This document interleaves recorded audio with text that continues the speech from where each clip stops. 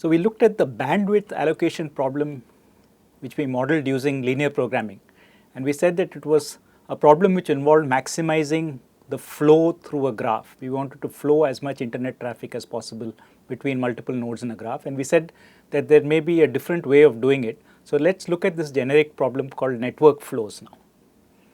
So imagine we have a network of pipelines, right? So let's assume that we are trying to transport oil from one place to another place. So we have a network of pipelines which is given by this kind of a directed graph.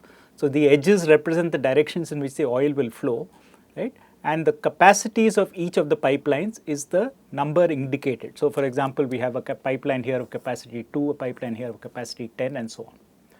So our goal is to take as much as possible from the source to the target. So we will have these two special nodes, and we will think of the flow always going from the source to the target. So one of the constraints that we will impose is that the flow cannot be stored anywhere. So all the liquid must flow. We cannot, for example, transport 3 units here and then keep 2 units here and move only 1 unit in that direction. So that's not allowed. So everything must keep flowing. There can be no storage in the network, right? So in this particular network, you can actually work out that you can transport 7 units of flow. So here we have 2 units of flow going this way, and that goes there and comes down here. So this is 2 units. And then we have here 1 unit plus 4 units, but this 1 unit goes up and then comes down. So it joins the 4 units here, right? And then together they form 5 units, which is allowed in this pipe, and another 5 units goes there. So we are actually able to achieve 7 units of flow in this particular network, even though notice that we had some capacities which were more than 7, like we had this node, this pipe which allowed a unit flow of 10. So the question that we want to know is, how do we know that the 7 that we calculated by just kind of drawing some arbitrary flow is the maximum flow? So formally, what we have is a graph, right? And this is essentially, we should think about it as a directed graph, but we'll see later that we will kind of add edges to it also. So we have a special node which is the source node, and we have a special target node which is sometimes called the sink node. So as I said before, our goal is to transport quantities from the source to the target. So it's best to think of this quantity as some kind of liquid and these edges as pipes. So we want to flow as much liquid as possible from the source node to the target node through these pipes. So each edge, as we said, has a capacity, right? So we will write the capacity of an edge E as C of E. And now we want to assign a flow to each edge. We want to assign a quantity that flows through each pipe, which of course cannot exceed its capacity. So F of E, the flow through the edge E, must be less than or equal to C of E.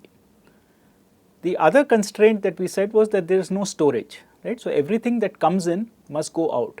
So at every node except the source node and the target node, the sum of the incoming flow must equal the sum of the outgoing flows.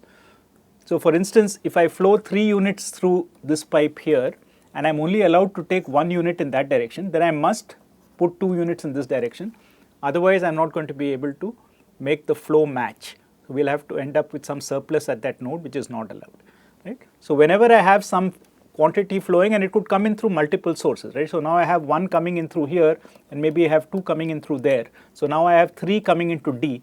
Now 3 has to be distributed, so maybe 2 of them can go out there and 1 can come here, right? So the flow at any node must conserve the quantity. So everything that comes in must go out. Of course, the only 2 exceptions are the source node and the target node, because the source node is really generating flow.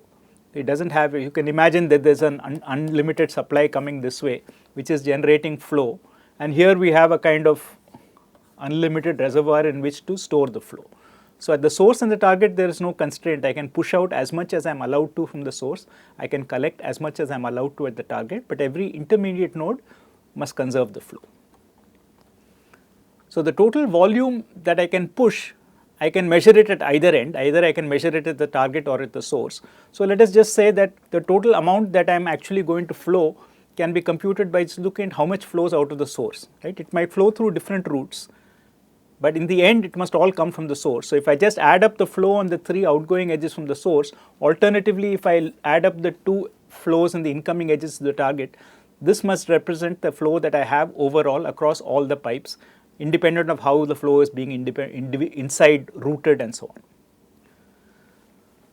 So we saw last time that we could set up a different flow problem, that bandwidth allocation problem, as a linear programming problem. So here we can try to do the same thing. So in that particular problem, one of the difficulties we faced with the linear programming model was that we were using a path as a variable, and we said that there would be exponentially many paths in a given graph, so that would be a very large encoding in terms of linear programming.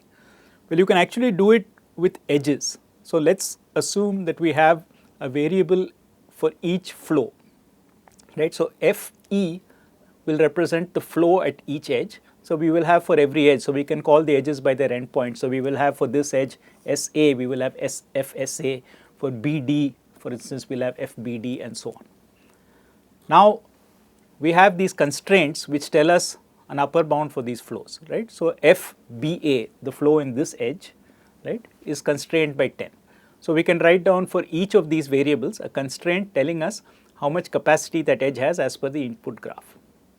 And now we have this conservation. So conservation, for example, tells us that if I am at D, then I have these two edges coming in. So I have FAB and FBD, and I have three edges going out, right? I have DC, DE, and DT. So the sum of the flows coming in, that is FAD plus FBD, must be equal to the sum of the flows going out, which is FDC plus FDE plus FDT. So now that we have these constraints, this completely captures in some sense what all is allowed in the flows. And now what I want to do is maximize the flow from S to T. And as we said, we can concretely capture that maximum flow by asking how much is flowing out of the source. So we take all the edges which have this starting point as the source and ask what is FSA plus FSB plus FSC in this case, because there are exactly three edges. So given a concrete graph, you can write down this formula in terms of the edges in that graph. So then you can solve this, as we had said before, using simplex, for instance. And what simplex will do is it will try to identify this feasible region and look for these corner points, these vertices, and keep moving from one vertex to the other until it finds an optimum vertex. So what we are going to see in this lecture is a different way of interpreting that. So we will do something which will go from one solution to another solution, right? But we will do it kind of directly without invoking simplex. And in this process, we will get an algorithm directly for maximum flow in this particular type of graph where we have a source and a target. So this is called the Ford-Fullerson algorithm. So initially we are just given a graph with capacities and there is no flow. So what we can do is, of course, add some flow wherever there is capacity. So for instance, we choose a path from S to T in which the capacity is not being used, and we can augment the flow. So for instance, we might take some flow from here to there of unit 1 because there is capacity of 1, and at the moment I had a 0 flow. So I can now put flow S to 1, S to A, and then A to T, and flow 1 unit from source to target. Now if I do that on the upper path, right, and on the lower path, then I am able to flow a capacity of 2, right? And it's very easy to see in the simple graph that you cannot flow more than 2 because there are only 2 edges going out of S, and together they can only hold a capacity of 2. So it's very clear that you cannot exceed this capacity. But what if we chose this path initially? So right now we could have got this by choosing the upper path and the lower path cleverly. But what if we were not clever, or the network was too complex to find a clever path right in the beginning? So supposing we take a wrong path and we actually flow 1 unit, but by mistake we go down the middle, right? So we come down here and go there. So this also flows 1 unit, but now notice what's happened, right? Because I have taken this 1 unit, if I take something down here, it cannot be flowed because it has to pass out through B. The only way to pass out through B is to take the edge BT, but the edge BT has already been saturated by the wrong flow that I chose initially. And similarly, this edge, which has capacity 1, cannot be used anymore because I cannot reach any extra flow to A. The only way to reach flow to A is to come from S to A, but then I don't have any capacity left from S to A. So when I have made such a bad decision, then I need a way to kind of proceed from this. So this is, imagine that this is like in simplex, you have chosen one vertex, one optimum point in your feasible region, and you have realized that this is not the best point. I mean, there is a different point I can go to. So how do you move to that point in this algorithm? So what you do is you essentially allow yourself to reverse your choices. So whenever I put something in the flow, what I say is that I am able to undo that flow. So the capacity in the direction of the flow has now been saturated, but I have a capacity to undo the flow by reversing the direction of the flow, which is the same as stopping the flow. So I add these reverse edges. So I had flowed 1 unit through these orange edges. So I now say that the capacity along these orange edges, which used to be 1, has become 0. But now I have added these new edges, these green edges, which are these residual capacity. It tells me that now if I really want to use S to A again, I can push back some flow from A to S because I have that capacity. It's basically the same as reducing the flow from S to A, but instead I think of it as pushing it back from A to S. So I'm always looking at the same type of problem. It's still the flow problem. I'm not thinking of reducing a flow but increasing the flow through new edges, right? So I add this. So I reduce the capacity of every edge by the flow that I have pushed through that edge in my previous allocation, and for each such edge I introduce a reverse edge which is equal to the capacity that I have just allocated. So let's see how it works, for instance. So this is the Ford-Fulkerson algorithm, just to remind you. We start with the zero flow, you choose some path. Now you don't have to be intelligent as the claim, right? You choose some path from the source to the target or the source to the sink that is not saturated, and you push as much flow as you can given the capacity of that path.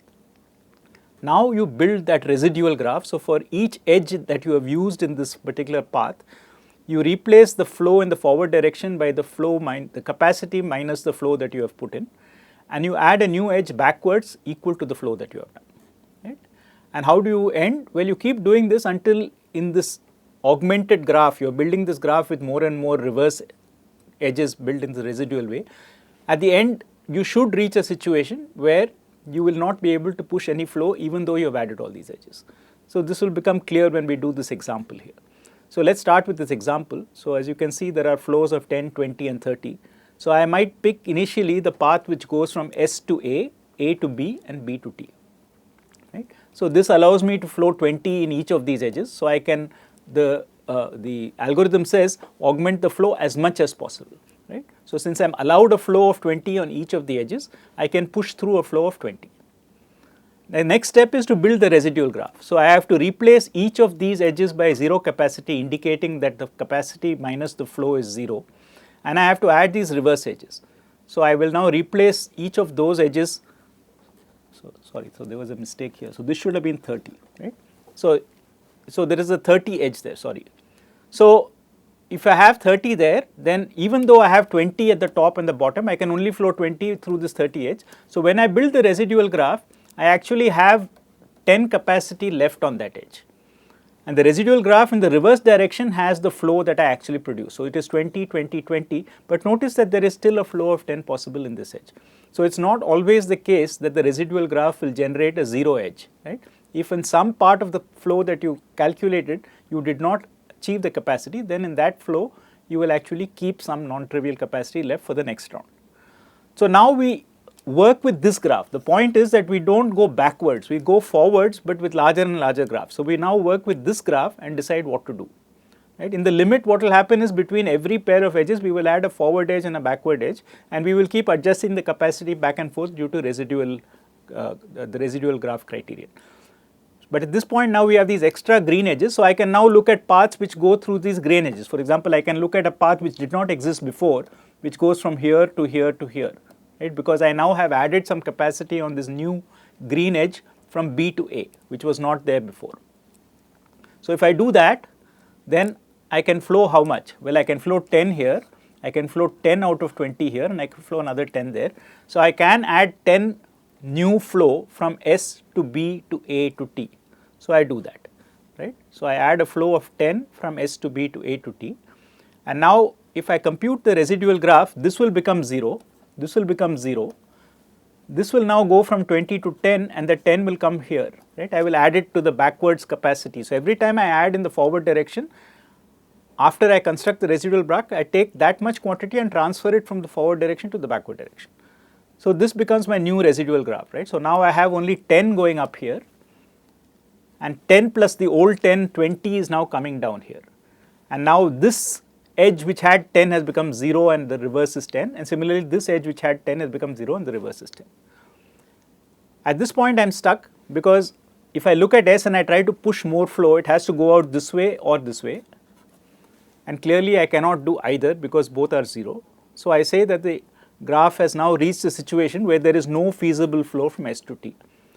So with this I now have, I just have to add up all the flows that I have put before and get the total flow. Now some of those flows cancel out, like we saw, because in this edge, for instance, initially we put 20 down and then we put 10 back up.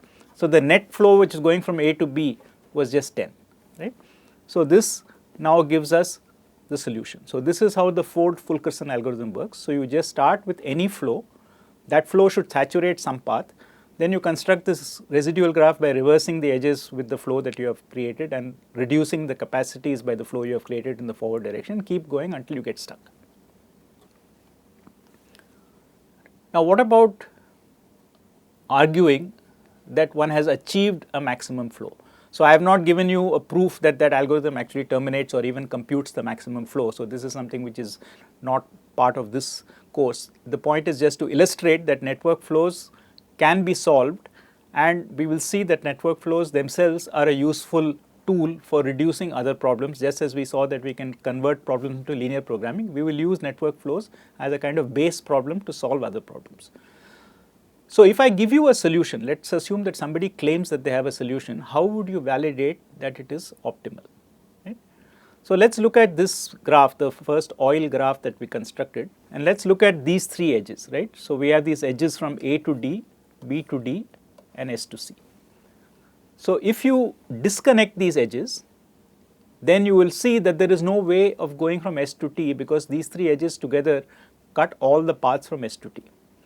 So such a set of edges which disconnects S and T is called a ST cut, right? It's something which partitions your graph into something which contains the source and contains the target, and the source and the target are no longer reachable from each other.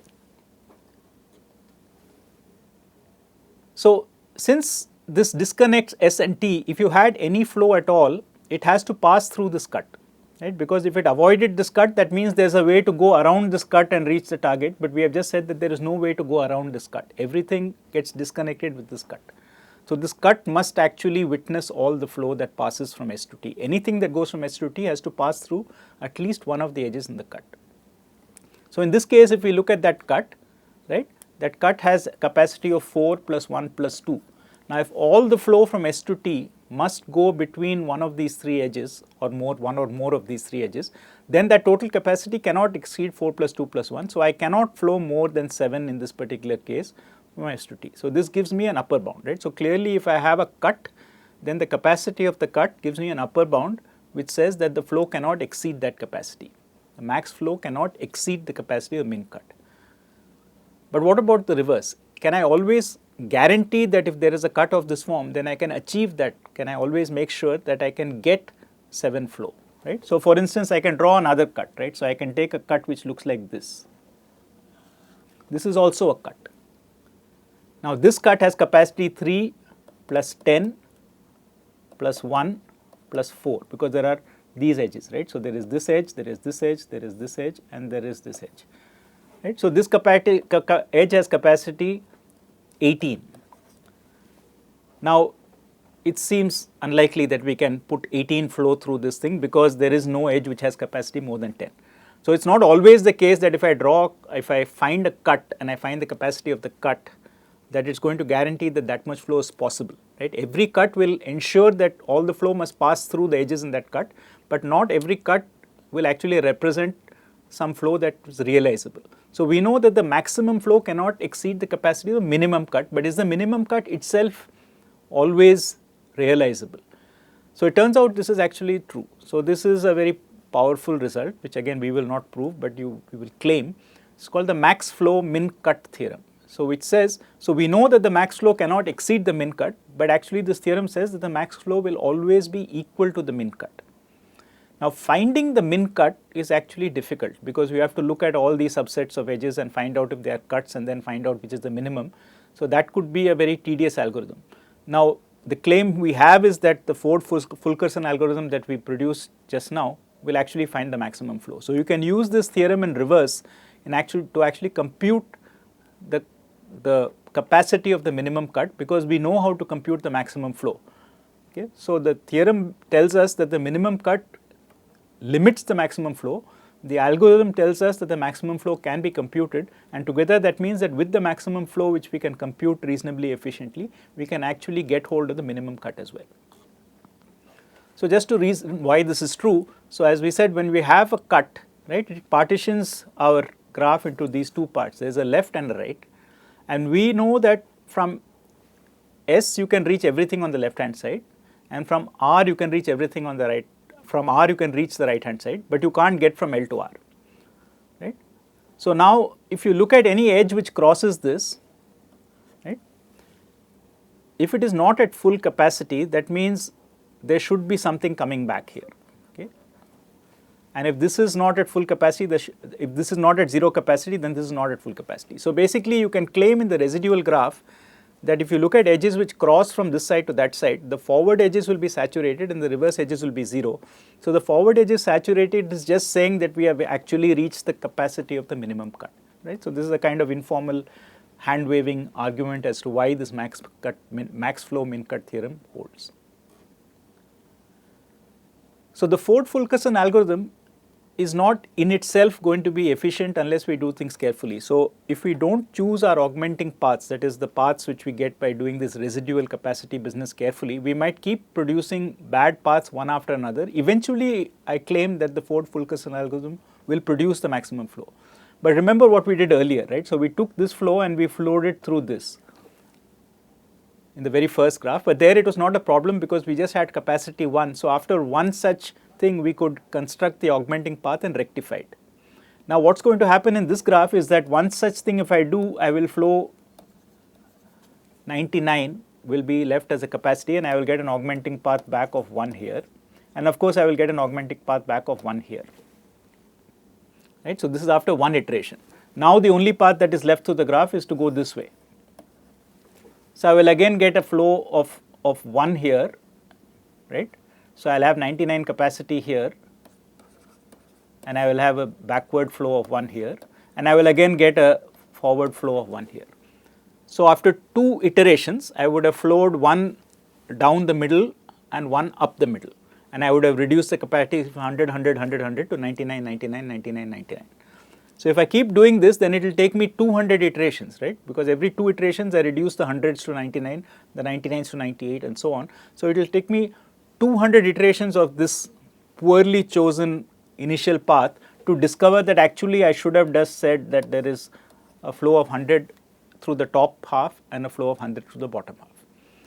So, in that sense, the Ford-Fulkerson algorithm can grow very slowly. It can grow, for example, if your total flow is some quantity k, it could actually take k iterations to reach there because each time your quantity will increase, in this case only by 1. So, your flow is 200 and it actually takes you 200 iterations to get there. Now, it turns out that there is an heuristic which actually works for this, right. So, the way you do this is you take breadth first search, right, and then you find the shortest path to the target. So, remember our goal is to find any path which reaches from the source to the target with some capacity and flow that capacity as our next step. So, it turns out that if you choose the shortest path, so for instance, this is not the shortest path in terms of edges, right. This path has 3 edges, whereas the path which is in green has only 2 edges. So, BFS would choose the green path over the red path and say augment that. So, either the top or the bottom, these are both possibilities for BFS, but not the one through the middle. And then it turns out if you use this heuristic, that is you always use breadth first search to choose the next path and choose the shortest length in terms of edges, then you are going to beat this problem. And in general, now your problem will be proportional to the size of the graph. It will still be not linear, it will be the number of vertices, so n times m, but it will not be dependent on the actual values of the flows, which is what is happening here, right. So, here it is taking time proportional to the values you put on the flows, whereas now we are saying it is only going to take time proportional to the size of the graph, which is more reasonable.